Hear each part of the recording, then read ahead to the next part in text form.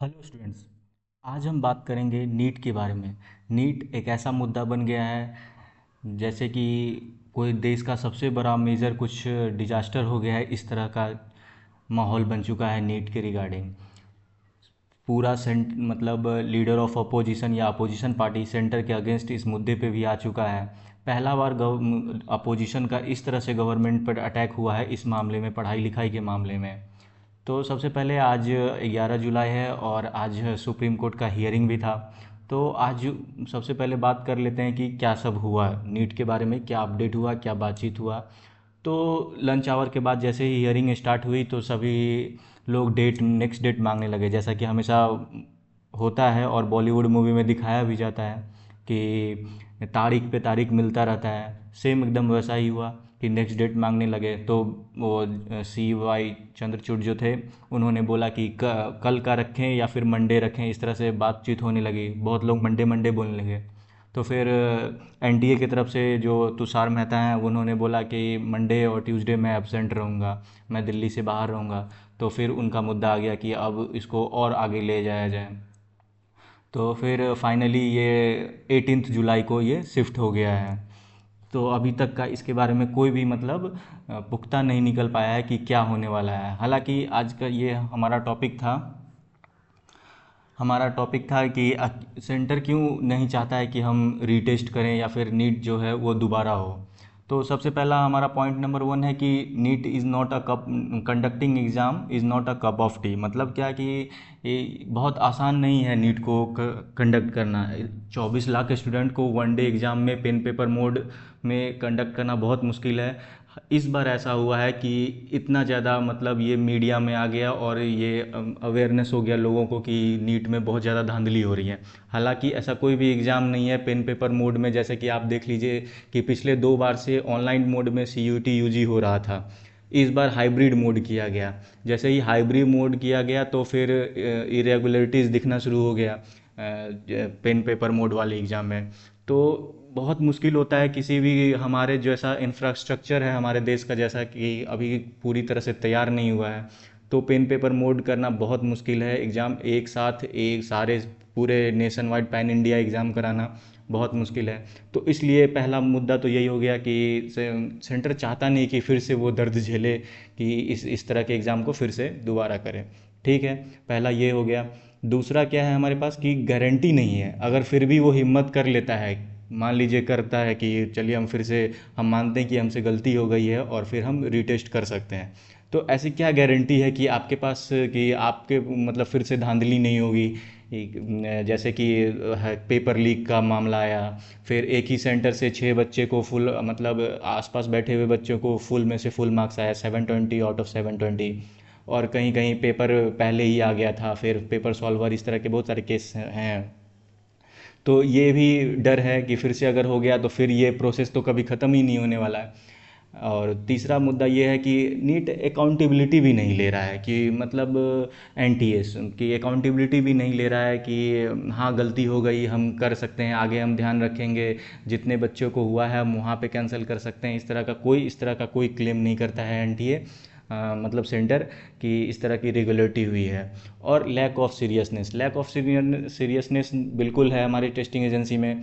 क्योंकि कई जगह पे ऐसा भी हो गया है कि अगर आप किसी पैन इंडिया को एग्ज़ाम कराते हो तो फिर आपको एक एक जगह पे सर्विलेंस रखना है कि आपका क्वेश्चन पेपर कहाँ जा रहा है, कहाँ निकल रहा है, कहाँ क्या हो रहा है। आपके टीचर जो मतलब इन्विजिलेटर होते हैं एग्ज़ाम में, जो स्कूल को बताया जाता है, उनको भी प्रॉपर इंस्ट्रक्शन नहीं मिलते हैं, प्रॉपर ट्रेनिंग नहीं होती है। मतलब किसी भी स्कूल को ट्रेनिंग होनी चाहिए कि स्कूल के पास कैसे क्वेश्चन पहुंचेगा, कैसे हैंडल करना है, पूरा एग्ज़ाम कैसे हैंडल करना है।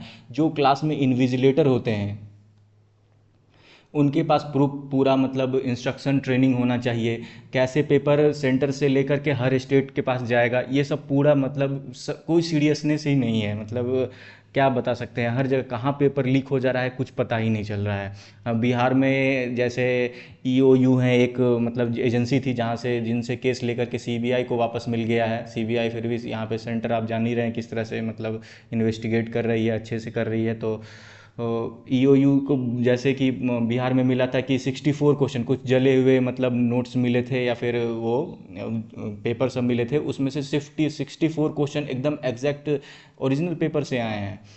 तो ये सब क्लेम करती है कहीं ना कहीं कि धांधली तो ज़रूर हुई है। फिर आगे हम बात करते हैं कि सेंटर क्या क्लेम कर रहा है कि ये सब काफ़ी जगह बच्चे पकड़े जा रहे हैं, पेपर सॉल्वर पकड़ा गया है या फिर कोई सेटर है वो पकड़ा जा रहा है। फिर भी सेंटर क्या क्लेम कर रहा है? सेंटर नीट एग्ज़ाम को री नीट करने के लिए ये बोलता है कि हम 24 लाख स्टूडेंट्स को मतलब खतरे में डाल रहे हैं, कि उन लोगों पे एक बहुत बड़ा बर्डन आ जाएगा। अरे भाई साहब, बर्डन कैसे आ जाएगा? ये इस तरह का मामला एक बार 2015 में भी हो चुका है जब रीनीट हुआ था, अगेन 2016 में भी हो चुका है। तो रीनीट कराने का तो मुद्दा ही नहीं है कि आप नहीं करवा सकते हो, इस बात पे मत बोलिए कि आप नहीं करवा सकते हैं।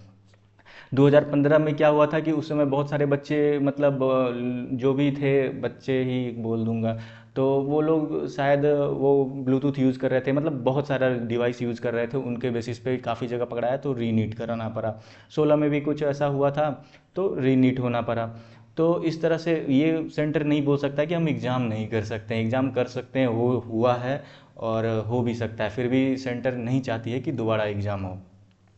दूसरा पॉइंट ये हो सकता है due to reduction in syllabus मतलब जब आरोप लगा कि इतने बच्चों को मतलब 67 स्टूडेंट्स को फुल आउट ऑफ फुल मिला, मतलब 720 आउट ऑफ 720 मार्क्स मिला। तो क्लेम ये आया सेंटर पे कि आप इतने बच्चों को, आज तक क्या कोई ऐसा पेपर नहीं हुआ था जो इस तरह का पेपर हो, ये पहला आज तक के इतिहास में मतलब इंडिया के इतिहास में इस तरह का पेपर बना है जो इस तरह का एग्ज़ाम हुआ है और इस तरह से रिजल्ट आया है।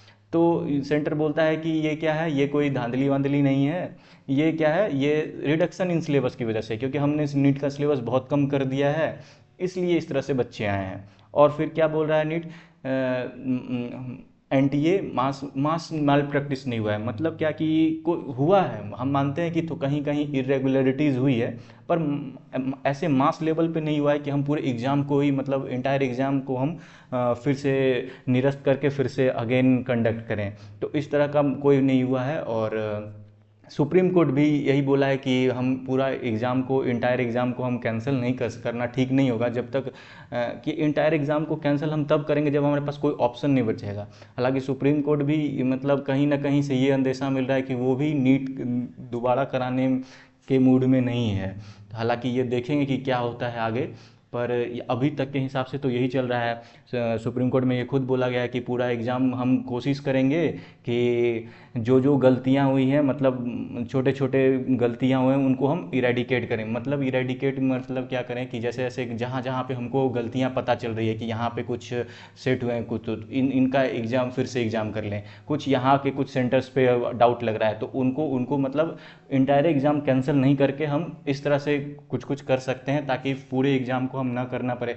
तो अगर ये भी अगर ऑप्शन में मतलब आ जाता है तो ये और मतलब प्रॉब्लम क्रिएट कर देगा कि कुछ कुछ सेंटर को फिर से कैंसिल कर देंगे, फिर बहुत सारे बच्चे यहाँ पे भी तो मतलब अच्छे थे, फिर से उनको पेपर देना पड़ेगा। 2 महीना का समय बीत चुका है, पढ़ाई कैसी होगी, टेंशन में होंगे, पता नहीं किस तरह का होगा। उस समय जो प्रिपरेशन लेवल था शायद अब ना हो, क्योंकि ये अब 2 महीने में मतलब टेस्ट सीरीज सब काफ़ी उस समय आते रहती हैं, तो अभी ना प्रैक्टिस में हो तो काफ़ी दिक्कत हो सकता है। और कुछ कुछ सेंटर पे लेना ये कहीं मुझे ठीक नहीं लगता है कि कुछ कुछ सेंटर पे लेना है तो पूरा लीजिए, क्योंकि आपके पास कोई सबूत नहीं है कि सिर्फ यही दिक्कतें हुई हैं। जहाँ पे आपको पता चले आप वहाँ पे ले लेंगे, क्या आपको जहाँ से पता नहीं चली क्या वहाँ पे बच्चे कुछ धांधली नहीं किए होंगे या ऐसा कुछ तो होगा। तो ये एक सही ऑप्शन नहीं है। ठीक है, अब हम बात करते हैं कि ऐसा क्या है नीट में, जो ऐसी क्या मतलब नीट के पास दिक्कत है जो ये सब बार बार मतलब ये सब होता है, आते आ रहा है। तो सबसे पहला नीट के साथ प्रॉब्लम है कि नीट पेन पेपर मोड हो रहा है। नीट को कहीं कई बार ये मतलब मुद्दा भी उठा कि पेन पेपर मोड से हटा के ऑनलाइन मोड सीबीटी मोड किया जाए।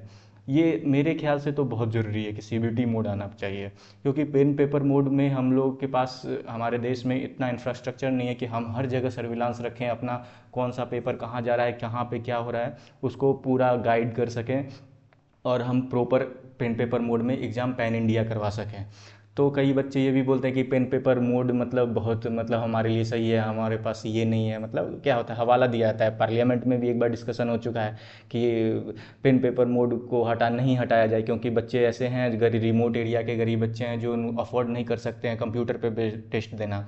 तो आप लोग को ये जवाब देना होगा कि हम लोग कैपेबल हैं, भले ही हमने मतलब नहीं दिया है, भले ही सॉल्व करना पेपर पे मतलब आसान होता है, फिर भी ऐसा नहीं है कि हम कंप्यूटर पे क्लिक ना कर सकें सवाल को सॉल्व करके। तो ये नहीं होता है। आपके नीट के अलावा बहुत सारे एग्ज़ाम आप मतलब हर रिमोट वाले बच्चे दे रहे हैं, ऐसा नहीं कि रिमोट वाले बच्चे नहीं एग्ज़ाम दे रहे हैं, वो लोग भी एग्ज़ाम दे रहे हैं और बाकायदा कंप्यूटर पे दे रहे हैं। तो फिर नीट के साथ ऐसा मत कीजिए, क्योंकि कहीं ना कहीं ये बच्चों के साथ ही प्रॉब्लम क्रिएट कर रहा है कि ये पेन पेपर मोड होता है। और जो मेहनत करने वाले बच्चे हैं, जो रियल में पूरे साल भर पढ़ाई करते हैं और एग्ज़ाम देते हैं, उनके साथ धोखा हो जाता है। तो उनको भी मतलब कहीं ना कहीं सीबीटी मोड ये ही मतलब ऑप्ट करना पड़ेगा। तो एक पेन पेपर मोड को हटा के सीबीटी मोड लाए। सेंटर क्या हुआ कि कुछ 2-3 सालों से सेंटर रिमोट में भी भेजा गया। जैसे डिस्ट्रिक्ट वाइज, डिस्ट्रिक्ट के अंदर बहुत डिस्ट्रिक्ट लेवल पे भी बहुत सारे स्कूल हैं, वहाँ पे भेज दिया गया। तो पहले तो क्या होता था कि मेजर मेजर सिटीज़ में ही सेंटर होते थे। अब बच्चे भी बढ़ रहे हैं तो उनकी वजह से रिमोट एरिया में भी काफ़ी स्कूल में कंडक्ट कराया जा रहा है, रिमोट एरिया में काफ़ी कंडक्ट कराया जाता है। तो इससे क्या होता है कि सेटिंग का जुगाड़ होना, ये सब बहुत मतलब बढ़ जाता है। इरेगुलरिटीज़ या फिर माल प्रैक्टिस होना का बहुत बढ़ जाता है। अब डिस्ट्रिक्ट लेवल पे है, वहाँ पे चेकिंग नहीं होगी या फिर कुछ नहीं होगा तो स्कूल मैनेज हो जाता है कई बार मतलब इस तरह से कुछ। जैसे आप देखिए हरियाणा के फरीदाबाद, हाँ फरीदाबाद सेंटर से ही 6 बच्चे आसपास एक ही क्लासेज आसपास बैठे हुए थे और उनको 720 आउट ऑफ 720 आया। तो शायद कहीं ना कहीं एक डाउट क्रिएट होता है कि ये गलत चीज़ हो रहा है। तो रिमोट जगह से हटाना चाहिए, मेजर सिटीज़ में आप लेकर आओ सेंटर सबको। फिर क्या है, लैक ऑफ इंफ्रास्ट्रक्चर। आपके पास इंफ्रास्ट्रक्चर नहीं है कि आप पेन पेपर मोड को ऑल ओवर इंडिया एक टाइम पे कंडक्ट कर सको। कई बार तो ये भी हो गया कि कोई समय मतलब 3.2 आवर का समय था और पहले ही पेपर ले लिया गया, बाद से दिया गया, इस तरह की कुछ हुई थी। फिर लैक ऑफ डेडिकेटेड एजेंसी की बात करें तो हमारा जो टेस्टिंग एजेंसी है वो भी डेडिकेटेड नहीं है। अगर डेडिकेटेड होता तो वो प्रॉपर, अगर किसी एग्ज़ाम को आपको एक ही ड्यूटी दिया गया है कि एग्ज़ाम आपको कंडक्ट करना है, फिर भी आप कंडक्ट नहीं कर पा रहे हो। आपको मतलब प्रॉपर इंस्ट्रक्शन रिलीज़ करना चाहिए, पूरा गाइड होना चाहिए, गाइडेंस होना चाहिए उस पेपर को मतलब आसपास, मतलब पूरा किस तरह से पेपर हमारा कंडक्ट होगा, कैसे कैसे क्या होना है, जो भी हमारे पेपर कंडक्ट करने में जो भी मतलब इंफ्रास्ट्रक्चर चाहिए, इंफ्रास्ट्रक्चर इन द सेंस की गाइडेंस सर्विलांस होना चाहिए स्कूल लेवल पे। इन्विजिलेटर हमारा प्रॉपर ट्रेन होना चाहिए, स्कूल की ट्रेनिंग होनी चाहिए, कहाँ से क्या आपके पास मतलब किस स्कूल को हम पेपर दे रहे हैं, सेंटर बना रहे हैं, उस स्कूल की प्रॉपर जानकारी होनी चाहिए। तो इस तरह से होना चाहिए। तो इस तरह की कोई डेडिकेटेड एजेंसी नहीं है, बस कंडक्ट कर देती है और बाद में पता चलता है। हालांकि ये पहली बार इतना हुआ है, कुछ नीट के साथ हमेशा ये कुछ ना कुछ हमेशा होता रहा है। इस बार भी हुआ है, बस इस बार कुछ ज़्यादा लेवल पे हो गया है तो बस मीडिया में आ गया और मीडिया से आते आते नेशनल मुद्दा बन चुका है। फिर लैक ऑफ ट्रेनिंग की बात हमने कर चुकी है कि जितना स्कूल को ट्रेनिंग मिलता है ना, फिर को सेंटर से क्वेश्चन कैसे कैसे डिस्ट्रीब्यूट होगा ना, उस पर ट्रेनिंग है ना। टीचर को भी पता नहीं, मतलब टीचर इन द सेंस कि इन्विजिलेटर को भी नहीं पता होता कि हमको कंडक्ट कितने बजे से कैसे करना है, कैसे हैंडल करना है बच्चों को। तो ये सब ट्रेनिंग का अभाव है, इसलिए सेंटर को, स्कूल को ना पता है, जिस स्कूल पे सेंटर है उनको ना पता है, ना टीचर को पता है। तो ये सब ट्रेनिंग का अभाव की वजह से ये सब दिक्कतें आ रही हैं नीट के। अब रास्ता क्या है इस एग्ज़ाम को, मतलब इतना मेजर एग्ज़ाम है, इतना मतलब फ्यूचर डिसाइड करने वाला एग्ज़ाम है। मतलब बच्चे इस लेवल के 17, 18, 19 साल के बच्चे दिन रात मेहनत करके पढ़ते हैं और फिर मतलब रिस्क टेकिंग एग्ज़ाम है, बहुत ज़्यादा रिस्क टेकिंग एग्ज़ाम है। तो उनको इस तरह का दोबारा मतलब फेस ना करना पड़े, बहुत बुरा फेज है ये कि डिलेमा में है कि होगा नहीं होगा, क्या करें।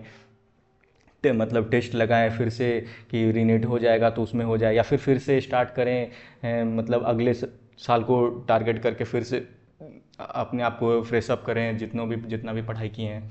तो ये सब बहुत बुरा सिचुएशन है अभी बच्चों के लिए, नीट के लिए।